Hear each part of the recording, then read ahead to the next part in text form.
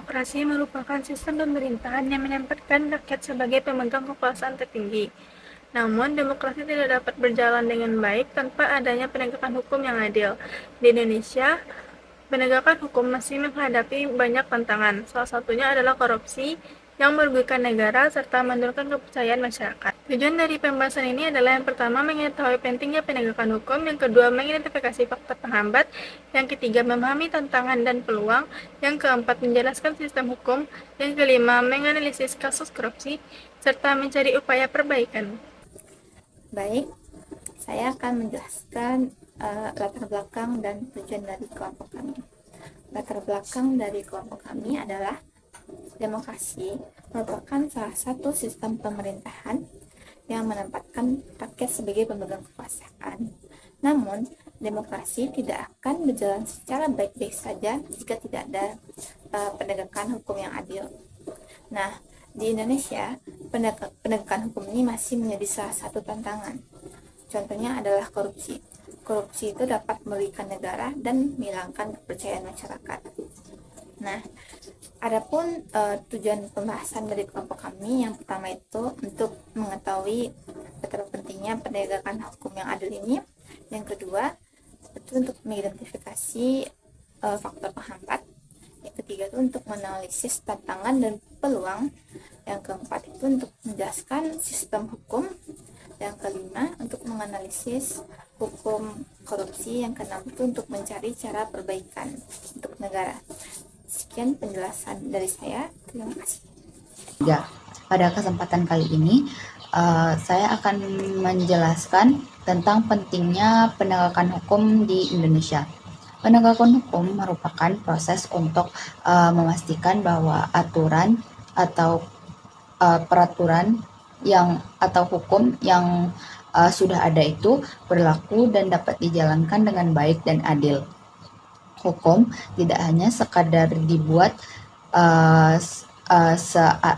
seada-adanya, tetapi juga harus ditegakkan agar memiliki fungsi yang nyata dalam kehidupan masyarakat. Kemudian pentingnya penegakan hukum ini dapat dilihat dari beberapa hal. Yang pertama, penegakan hukum berperan dalam menciptakan ketertiban dan keamanan dalam masyarakat. Dengan adanya hukum yang adil, hukum itu dapat ditegakkan secara konsisten sehingga masyarakat itu akan lebih tertib dan terhindar dari tindakan yang dapat merugikan. Yang kedua, penegakan hukum itu memberikan rasa yang adil bagi setiap individu karena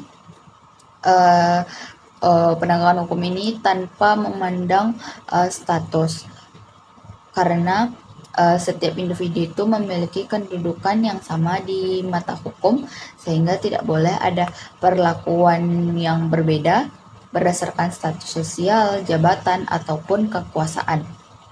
Yang ketiga, penegakan hukum dapat meningkatkan kepercayaan masyarakat terhadap pemerintah dan lembaga hukum. Jika hukum ditegakkan secara adil dan transparan, maka masyarakat akan merasa lebih percaya dan merasa terlindungi. Namun, penegakan hukum ini tidak hanya menjadi tanggung jawab aparat penegak hukum atau lembaga hukum saja. Kita sebagai masyarakat juga memiliki peran yang penting dalam proses penegakan hukum ini. Salah satu contohnya yaitu dengan mematuhi aturan yang sudah berlaku dan menjaga sikap yang sesuai dengan norma-norma hukum yang sudah ada.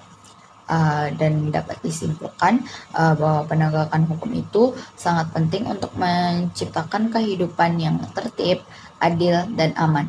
Oleh karena itu, diperlukan kerjasama antara pemerintah, lembaga hukum, masyarakat, dan masyarakat agar hukum dapat berjalan dengan baik. Mungkin sekian yang dapat saya sampaikan. Terima kasih. Baik, yang selanjutnya, faktor penghambat penegakan hukum. Yang pertama, ketidakpastian hukum akibat regulasi yang tumpang tindih. Hal ini dapat terjadi karena peraturan yang saling bertentangan dan tidak jelas dalam penerapannya, sehingga dapat membingungkan proses penegakan hukum. Yang kedua, kurangnya integritas aparat penegak hukum. Banyak kasus menunjukkan bahwa praktik korupsi, suap, dan penyalahgunaan kekuasaan masih sering terjadi, sehingga hukum tidak selalu ditegakkan secara adil dan transparan.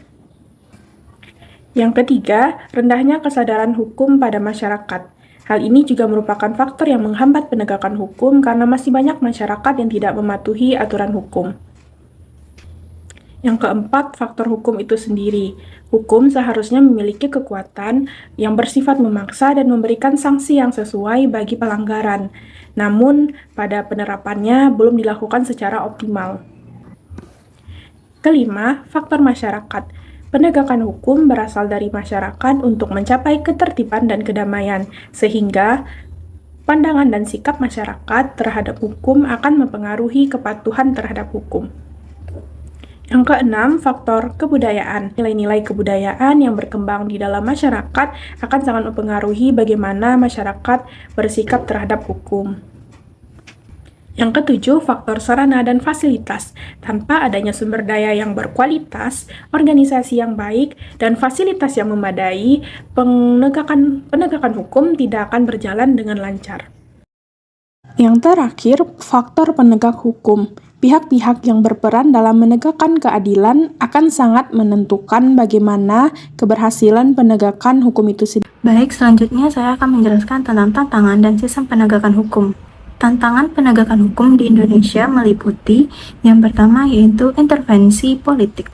Intervensi politik adalah suatu tindakan campur tangan oleh suatu pihak, baik itu individu, kelompok, organisasi, ataupun negara yang mempengaruhi suatu sistem kebijakan atau tindakan dari suatu negara.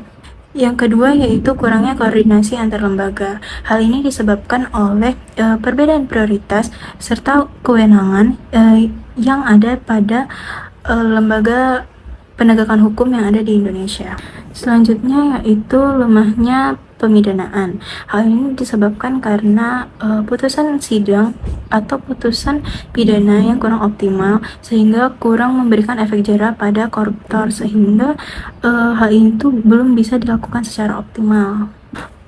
Faktor lain yang menjadi tantangan penegakan hukum di Indonesia yaitu budaya masyarakat yang masih permisif terhadap korupsi. Hal ini dikarenakan kurangnya kesadaran hukum dari masyarakat dan kurangnya partisipasi publik terhadap suatu permasalahan korupsi yang terjadi. Dari segi sistem, Indonesia sebenarnya sudah memiliki berbagai regulasi seperti Undang-Undangan Tindak Pidana dan lembaga seperti KPK. Namun, meskipun sistem sudah berkembang, pelaksanaannya belum optimal dikarenakan berbagai kendala tersebut. Dan adapun contoh dalam penerapan penegakan hukum di Indonesia itu kita bisa lihat dari kasus pelanggaran lalu lintas.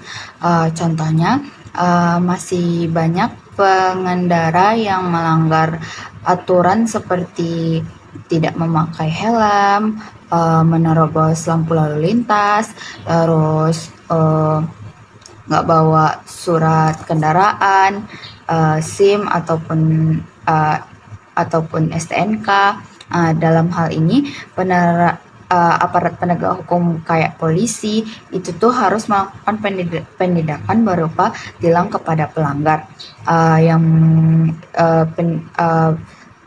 Tilang ini bertujuan untuk memberikan sanksi, tetapi selain memberikan sanksi, dia juga memberikan efek jera kepada pelanggar agar pelanggaran itu nggak terulang kembali. Kemudian selain penegakan hukum, penegakan hukum juga harus dilakukan secara adil dan tidak pilih-pilih berdasarkan status ataupun kedudukannya. Semua pelanggar itu statusnya itu sama tanpa memandang status sosial dan harus diperlakukan sama sesuai aturan yang berlaku. Hal ini penting untuk menjaga kepercayaan masyarakat terhadap hukum. Dan dari contoh pelanggaran lalu lintas tadi dapat kita ambil kesimpulan bahwa penegakan hukum itu memiliki peran dalam menciptakan ketertiban dan keselamatan bersama, khususnya di jalan raya. Mungkin sekian yang dapat saya sampaikan. Terima kasih. Selanjutnya upaya. Upaya yang dapat kita lakukan untuk memperbaiki penegakan hukum antara lain, yang pertama meningkatkan penegakan hukum secara ketat, yang kedua meningkatkan integritas aparat, yang ketiga memperbaiki sistem hukum, yang keempat mendorong partisipasi masyarakat. Dari materi yang kami sampaikan dapat disimpulkan bahwa penegakan hukum sangat penting dalam demokrasi, namun masih menghadapi berbagai tantangan. Oleh karena itu, diperlukan kerjasama dari semua pihak agar hukum dapat ditegakkan secara adil. Sekian presentasi dari kami. Mohon maaf jika ada kesalahan. Sekian, terima kasih.